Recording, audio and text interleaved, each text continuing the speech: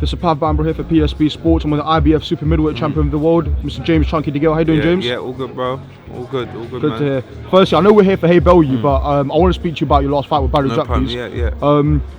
After the fight, I noticed it was a draw, but Floyd Mayweather, he had a lot to say about his fighter. Do you think he was? He didn't know shit about boxing. I was about to say, do you think he was disrespectful to you post fight?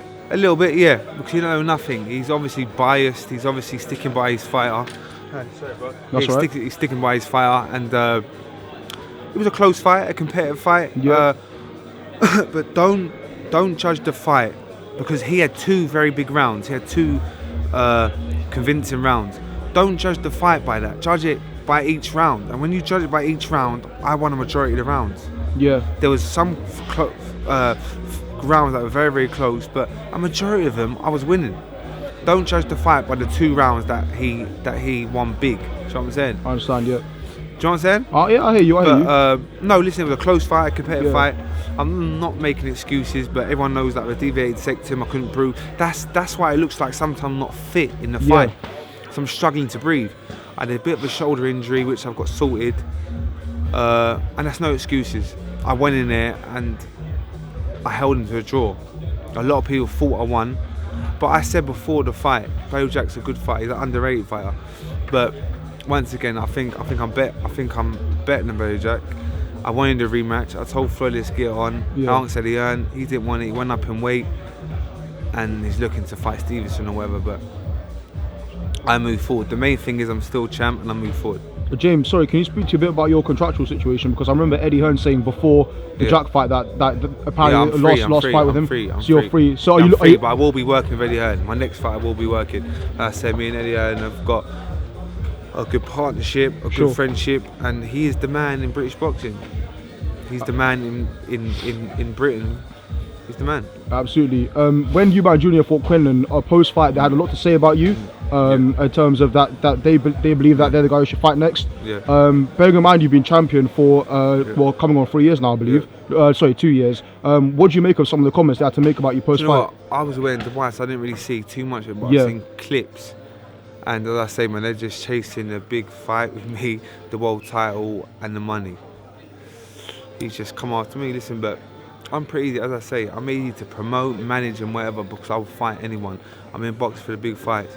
But Eubank Jr. has to beat someone of note if he wants to get in the ring with me. It's like crazy. He thinks he can beat someone like, what's his name, Quinlan? What's his name? Quinlan, yeah. Quinlan. And thinks he can get in the ring with me. It's madness.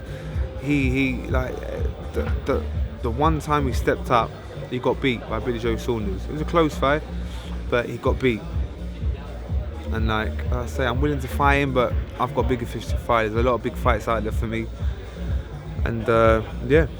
And I mean, if you were your own manager right now, ideally for you, who would you like to fight next, James? Fight next, I say, biggest purses, biggest challenges, and the biggest prize on the line. And just going through this, I'm easy. There's a lot of big fighters. Groves out there. There's still the Groves fight. Groves rematch. There's Callum Smith. I've got to sort out my mandatory challenger. There's moving up in weight, moving down in weight. You never know. Do you know what I'm saying? I'm easy. As I say, I'm in box for a big fight. I've only got a couple years left in boxing, so I want to earn as much money as I can, as many titles as I can, and make everyone happy and proud. It's simple. Absolutely. And James, obviously we're here for a huge fight, David Haye against Tony Bellew. A lot's been made about David Haye going out to Germany yesterday. Rumours going around he's supposedly nursing a shoulder injury or Achilles injury, one of the two. What do you make of his trip to Germany and of the fight itself, James? Can't really make too much of it.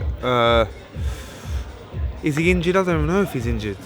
Is it all a front? Is it all an act? I don't know, but one thing is I'm looking forward to the fight. A lot of people are writing off Tony Bellew. I spoke to him the other day. He's in fantastic shape. He's in good spirits. He's confident, and I think people are going to be in for a shot.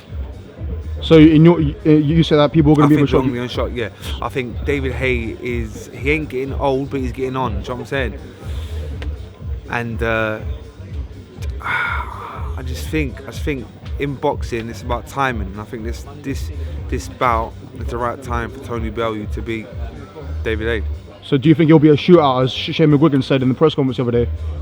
Listen, Tony Bellew has to be switched on, has to have a tight defence. He can't be too wild the first 4 or 5 rounds. But if he gets him into the later part of the fight, I've got all confidence Tony Bellew to do it. Absolutely.